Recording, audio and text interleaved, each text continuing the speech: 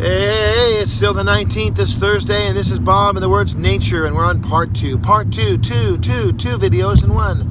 And we already reviewed, I want to confess to you, it's hard to cover all the critics and the naysayers and the Debbie Downers, and hard to make them all happy, you know. Haters are going to hate. You know, Taylor Swift sang it, didn't she? So, hard to make anybody happy, but the point was, why are you wasting your time, part? Those Devos, nobody watching the Devos. They're just a waste of your time. Well, I like to process things auditorily. I talked about Judah Smith and how he said conversation.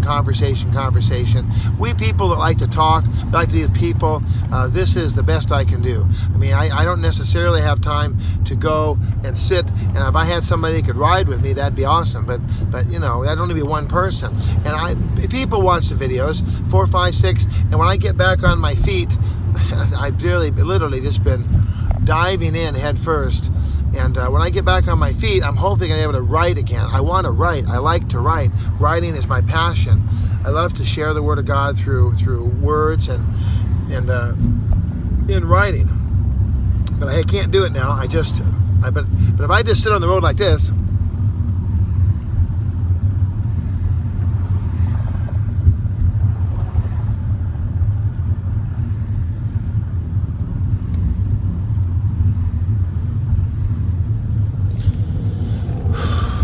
wow, what is that going to do? I mean, what is that going to do? Just sitting there doing nothing? I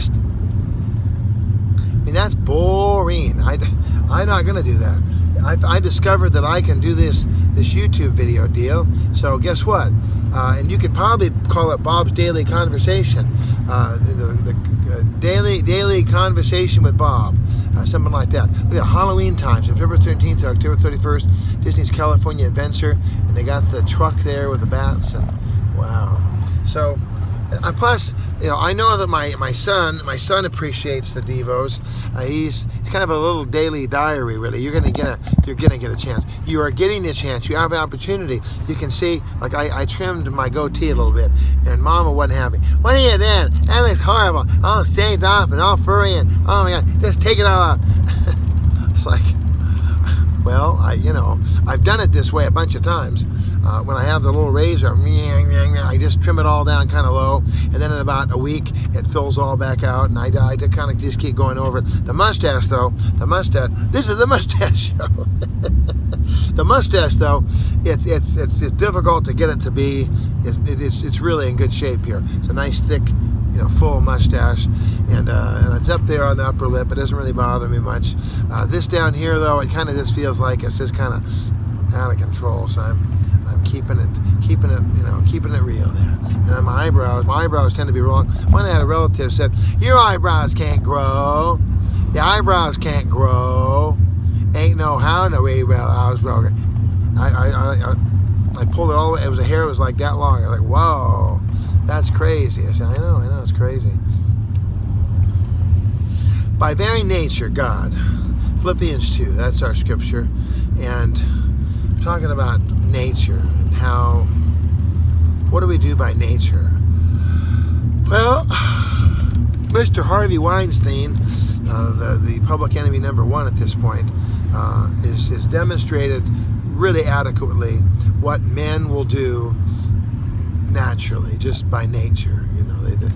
By nature, men are going to be the gropers and the lusters and the people that they want to just do one thing, and that's it. And even an old senior friend of mine, a very senior friend of mine, said that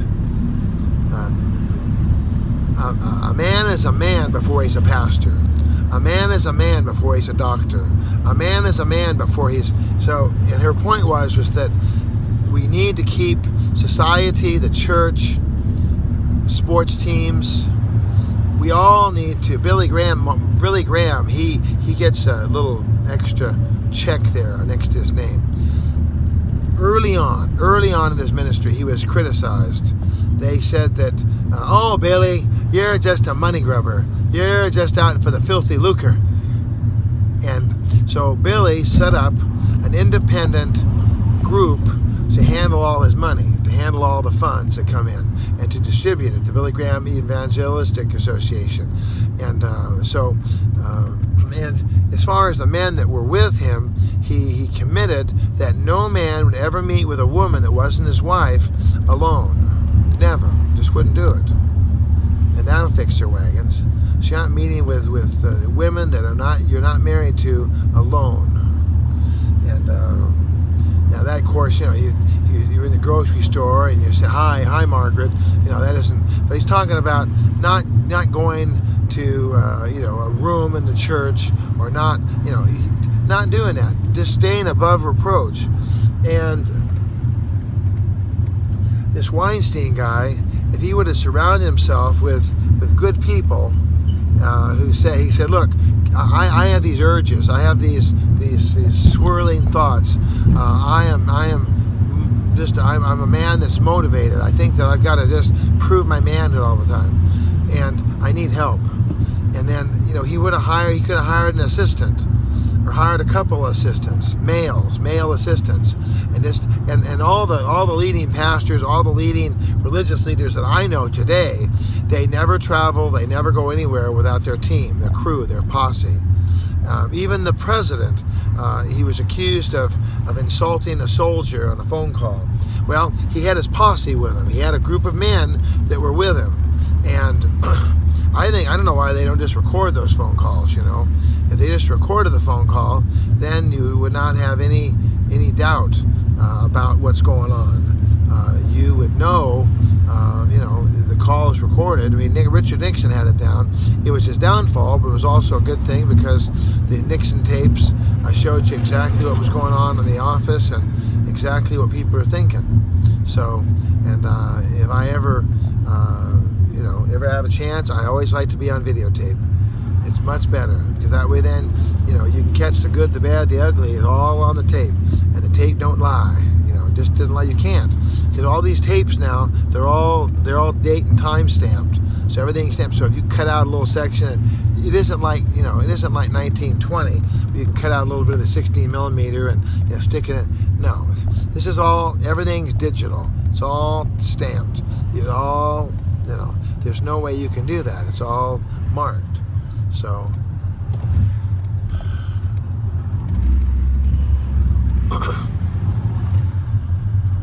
well, so for us as Christians, we want to have that nature of God, the very nature of God, the very nature of God. And are we going to be perfect? I mean, I just talked about the haters and the naysayers, and they think, well, you're not accountable, Mr. Bob. You got to be accountable. You got to be accountable. Be accountable. I expect you to be accountable. You make mistakes, you try to get out of it. Well, no, I'm not trying to get out of anything. But at the same time, oh my gosh, this freeway is going to be totally blocked. These cars are it's like some kind of race car show. These people are just nuts. They're putting their lives in the hands of the person ahead of them, and if somebody just swerves over, maybe somebody has a little heart condition, they lose track for a minute, and they go over this way, all those cars, you're going to have multiple car pile up within like 10 seconds. There'd be 25 cars all piled up, and how many fatalities we don't even know. But if they would just give the proper spacing between the cars, have a decent amount of space, then guess what? The old lady can drift over, and then you got time. You say, oh, okay, I'm going to brake, I'm going to get over, and there's no pileup because you've got plenty of time.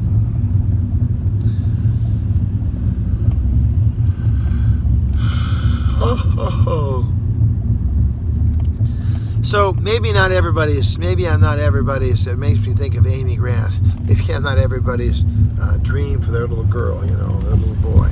I know that I'm not the dream.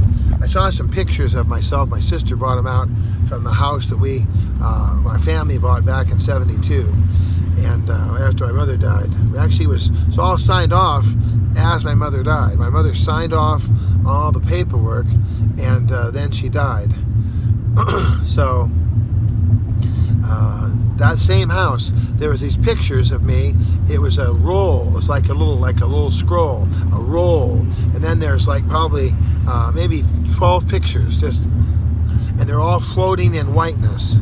And it's just I'm on the phone and I'm going like this. I'm just all these funny pictures of old Mr. Bob were there. And my sister, she brought them home. She had them there. I said, "Oh, that's so nice." So that's nice that she has those pictures of her old brother Bob there.